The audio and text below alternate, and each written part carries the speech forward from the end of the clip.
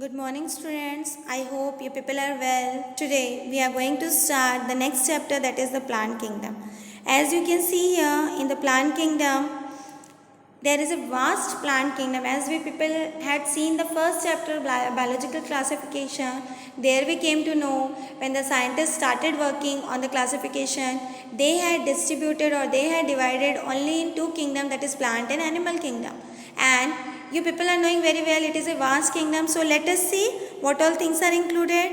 Generally all the green plants are included here definitely, and so many typical characteristics are there, such as your autotrophs which can prepare their own food, and they are all eukaryotic organism, well developed nucleus will be there. Okay children, multicellular organisms will be there, that is multicellular cells will be there, because a single cell can't do, but other than that they will have also unicellular types such as your algae, but it included in unicellular, but they are having all the characteristics features of your photosynthetic organism. Okay children, that's why it is included here. As the plant can produce its own food, that's why the protestia is not kept here. Okay, other than that, it had been classified into algae, bryophyta, pteridophyta and gymnosperm. Certain silent features of plant kingdom, let us see. The first and foremost thing, it is present mostly in soil, but some exceptionals are also there that can be present in water. It will have well developed cell wall that is made up of your cellulose. And children, the another important characteristics of plant kingdom is plastid. Plastid means a green color pigment which carries the chlorophyll, and that will be only responsible for the process of your photosynthesis. They all are autotroph. Autotroph means auto means self, tropic means nutrition. So they can prepare their own food. Cell structure is totally eukaryote. Totally eukaryote means well developed nucleus system will be there. Then some are heterotrophic also and some are insectivorous also. Heterotrophic means children that depends on other organism. Along with that, insectivorous also, that also means that same. Heterotroph means they depend on other for their food purpose. The best example is your Cuscuta, that is amarbale. You have seen yellow color tendril like structure is present over the tree. Okay, that tendril like structure is known as your Cuscuta. What happened over the tree, wherever you people will see that one, slowly the tree will start drying up, and a time will come the tree will be dead, the die. Okay. Then food storage material is in your form of starch. Reproduction can be carried out both not, all the three methods, vegetative, sexual and asexual. All the three methods can be there. Okay. Then the plant kingdom is first classified into cryptogames and your phanerogames. Cryptogames means all the non-flowering plants are included in your cryptogames. Okay children. This cryptogames includes three division further. The first one is your Thallophyta. In this Thallophyta children, we will see there is no proper division of root stem leaf. Bryophyta, small, short, but they also don't have well developed, but somehow leaf will be there, small flower will be there. The next one is your Pteridophyta.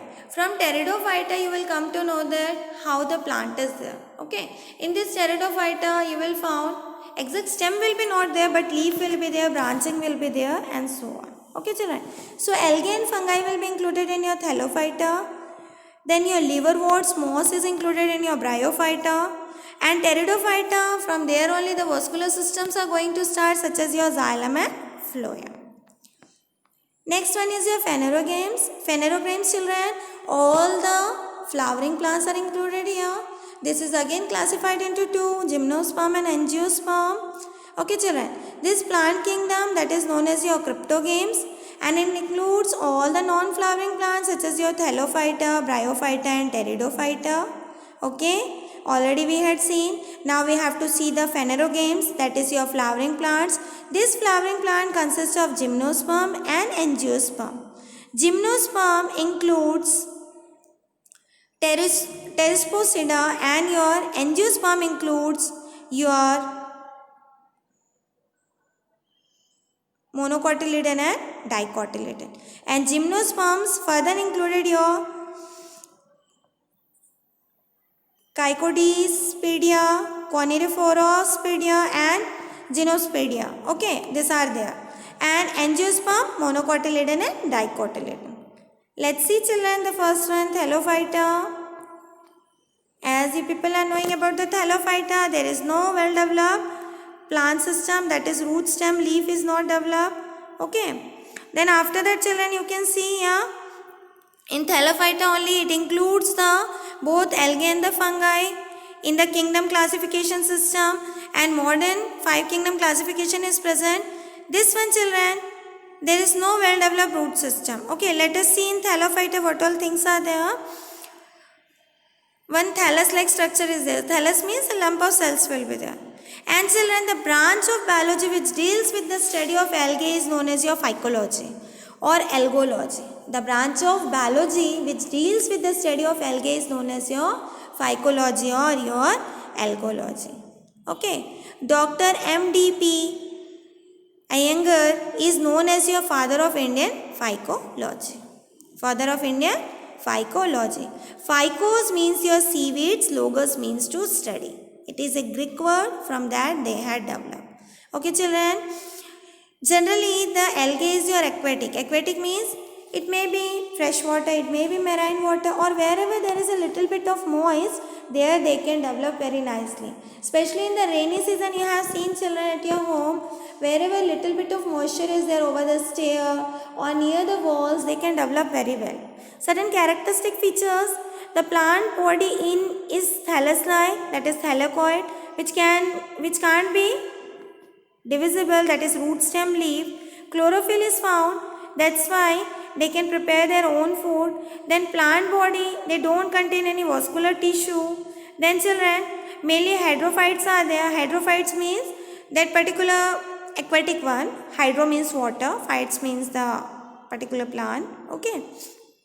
Cell wall is generally made up of cellulose, as already we had seen in the general characteristics. Reproduction may be sexual, asexual and vegetative. All the 3 modes are present. Then children, sexual reproduction is generally carried out by the zygote, but they don't give rise any embryo. Okay. Means sexual reproduction will be carried out, but they don't have that type of copulation. Okay children, like other organisms may have. Ectocarpus, Laminaria, Fucus, Sargassum, they are some of the examples of your algae which shows the alternation of generation. Means once they will show the asexual reproduction, again they will go for the sexual reproduction. That is alternation of generation. Then algae possess unicellular reproductive organs, okay, without any jacket. The reserve food material will be your starch. The reserve food material will be your starch. Morphology of algae, algae may present at different forms. Unicellular algae, single cell will be there. Example is your Coleorella. Cornelial algae, that is in the form of colony. Example is your Volvox. Filamentous tube-like structure will be there. That will be known as your Spirogyra. Then filamentous branch. In this again, simple branching, heterotrichous branching. Simple branching means straight branching will be there, vertical branching, or it may be horizontal branching.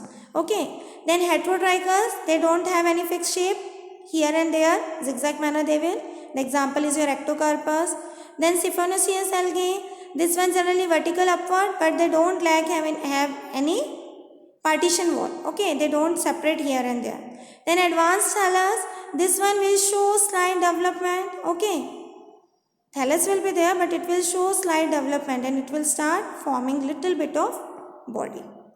Then children, reproduction in algae, this carries 3 types, that is vegetative reproduction, asexual reproduction and sexual reproduction.